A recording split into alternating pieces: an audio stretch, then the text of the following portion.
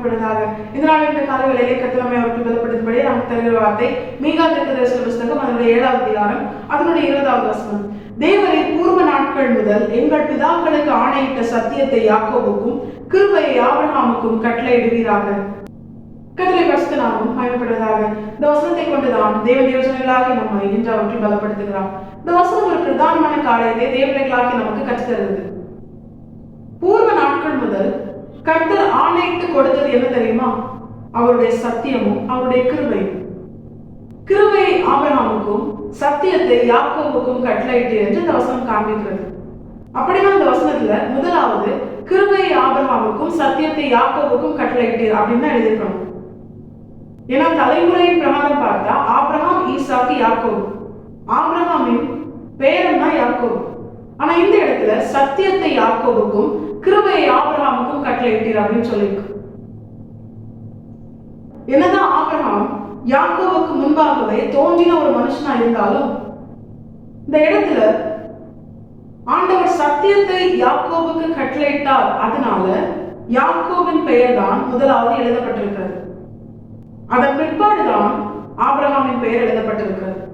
இதற்கு அநேக ஆவிக்குரிய அர்த்தங்கள் இருந்தாலும் இந்த நாள்ல கர்த்தர் காண்பித்து தந்த ஒரு பிரதானமான காரியம் தான். இன்று அநேகர் கிருபையை மட்டுமே சார்ந்திருக்கிறாங்க. கிருபை இல்லைனா வாழ்க்கை இல்லை. கிருபை இல்லைனா நானும் நீங்களும் ரட்சிக்கப்பட்டிருக்க முடியாது. கிருபையால் தான் தேவர்களாகி நாம் நடத்தப்படுகிறோம். ஆனாலும் இந்த கிருபை எதற்காக கொடுக்கப்படுகிறது என்பதை நாம் உணர்ந்திருக்க வேண்டும். இன்னைக்கு அநேகர் சொல்லுகிற ஒரு காரியம், கிருபையினாலே விசுவாசத்தை கொண்டு ரட்சிக்கப்பட்டீர்கள். இது வேதத்தில் சொல்லப்பட்ட ஒரு வசனம். வேதத்தில் சொல்லப்பட்ட எல்லா வசனங்களும் சத்திய வார்த்தைகள். தேவன் நம்மை பாராட்டின கிருபையினால் தான் தேவர்களாகி நாம் ஆண்டவராக இயேசு கிறிஸ்துவை விசுவாசிக்கிறோம். அப்படி விசுவாசித்து தான் தேவர்களாகி நாம் ரட்சிக்கப்பட்டோம். ஆனா இந்த வசனத்துல இன்னொரு மறைபொருளான ஒரு சத்தியம் இருக்கு. அதுதான் தேவன் எதற்காக கிருபை பாராட்டுகிறார் என்பதை தேவர்களாகி நாம் உணர்ந்து அதன்படி செயல்பட்டால்தான் நம்மால் ரட்சிக்கப்பட முடியும். ஏன்னா வசனம் சொல்கிறது, கிருபையினால் விசுவாசத்தை கொண்டு ரட்சிக்கப்பட்டீர்கள். தேவர்களாகி நாம் விசுவாசிக்கிறது யார?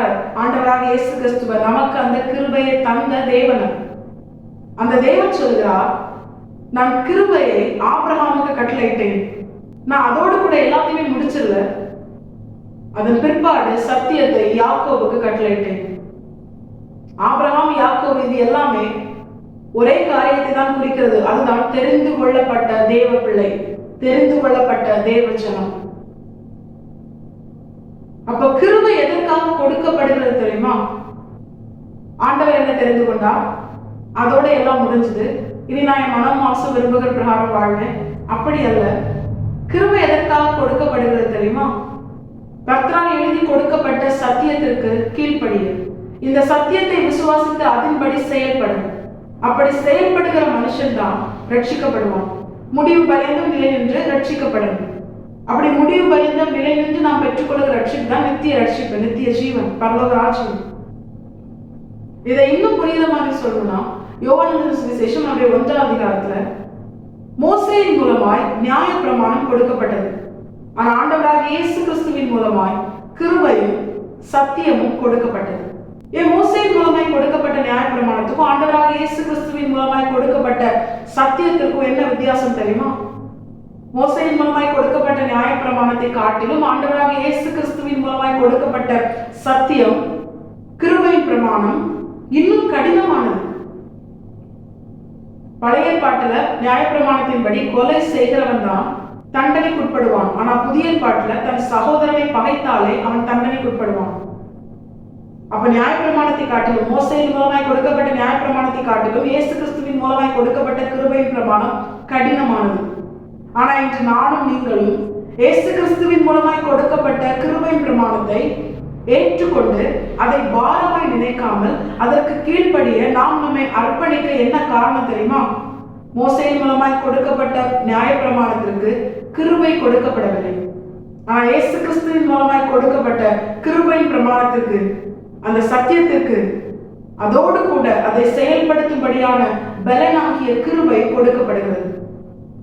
தேவன் நமக்கு கிருபை அளிக்கிறார். காலைதோறும் புது கிருபை. எதற்காக? அவரால் கொடுக்கப்பட்ட கிருபையின் பிரமாணத்தை நாம் கீழ்ப்படிந்து அதை விசுவாசித்து அதை செயல்படுத்தும் பொழுது நாம் ரட்சிக்கப்படுகிறோம். கிருபையை மட்டுமே சார்ந்து நம்ம என்ன செய்யறோம்? கிரியை இல்லாத விசுவாசம் செத்தது. அப்ப கிருபைக்கும் விசுவாசத்திற்கும் இடையே ஒரு கிரியை இருக்கிறது. அது நியாயப்பிரமாண கிரியை இல்ல. எதற்காக கிருபை கொடுக்கப்பட்டதோ அதை சார்ந்த கிருபையின் பிரமாணமாகிய சத்திய கிரியைகள்.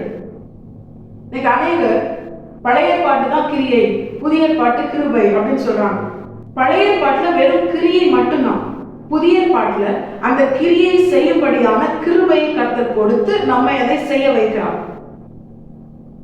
அப்படிப்பட்ட கிருபையின் கிரியை தான் கிருபையின் பிரமாணத்தை நாம் நிறைவேற்றுகிற கிரியை. ஆண்டவராக இயேசு கிறிஸ்துவால் சொல்லப்பட்ட ஒவ்வொரு சத்திய வார்த்தைகளையும் நாம் நிறைவேற்றும்படியாகத்தான் நமக்கு கிருபை கொடுக்கப்பட்டிருக்கிறது. ஏன்னா அது கடினமான உபதேசம். அந்த கடினமான உபதேசம் நமக்கு லகுவா இருக்க நாம் அதை சந்தோஷத்தோடு ஏற்றுக்கொண்டு கிருபையின் பிரமாணத்தை நிறைவேற்ற சத்திய வார்த்தைகளுக்கு கீழ்ப்படிய அதற்காகத்தான் அந்த கிரியை நிறைவேற்றும்படியாகத்தான் நமக்கு கிருபை கொடுக்கப்படுகிறது. அந்த கிருபையை பயன்படுத்தி, இயேசு கிறிஸ்துவால் கொடுக்கப்பட்ட கிருபையை பயன்படுத்தி, அவரால் கொடுக்கப்பட்ட சத்தியத்திற்கு எந்த ஒரு மனுஷன் கீழ்ப்படுகிறானோ, அதை விசுவாசித்து அதை செயல்படுத்துகிறானோ அவன் தான் ரட்சிக்கப்படுவான். ஏதாவது கர்த்தரால் நமக்கு எழுதி கொடுக்கப்பட்ட வேத வார்த்தைகள் எல்லா வசனத்திற்குள்ளும் ஒரு மறை பொருளான கட்டளை இருக்கும். அந்த கட்டளை தான் கிருபையை பயன்படுத்தி கிருபையின் பிரமாணமாகிய சத்திய வார்த்தைகளை, ஆண்டவராக இயேசு கிறிஸ்துவால் உரைக்கப்பட்ட வேத வார்த்தைகளை நாம் கீழ்ப்படியும் பொழுது, அதை விசுவாசித்து நாம் செயல்படும் பொழுது நாம் ரட்சிக்கப்படுகிறோம். தேவர்களாகி நாம் இதை உணர்ந்தவர்களால் வெறும் கிருபை கிருபை கிருபை என்று சொல்லி கர்த்தருக்கு பிரியமில்லாத கிரியை நிறைவேற்றி மனம் மாம்சம் விரும்புகிற பிரகாரம் வாழ்வதற்காக அல்ல தேவன் நம்மை அழைத்தது.